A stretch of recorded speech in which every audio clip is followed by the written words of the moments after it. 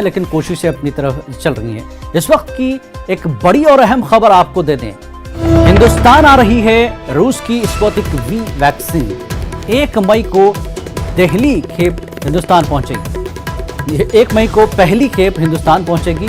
Covaxin और Covishield के बाद स्पुतनिक वी तीसरी वैक्सीन है जो मुल्क में मुहैया होगी। रूस की तंजीम RDIF ने ऐलान किया है। बड़ी खबर इस वक्त की कि हिंदुस्तान आ रही है रूस की स्पुतनिक वी वैक्सीन।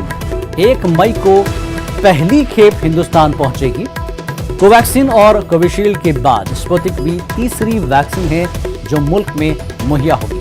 रूस की तंजीम RDIF ने यह ऐलान किया है। बड़ी खबर इसकी, अब तक की स्पुतनिक वी तीसरी वैक्सीन जो मुल्क में मुहैया होगी, हिंदुस्तान को पहली खेप पहुंचेगी। पहले से मुल्क में कोवैक्सीन और कोविशील्ड मौजूद हैं।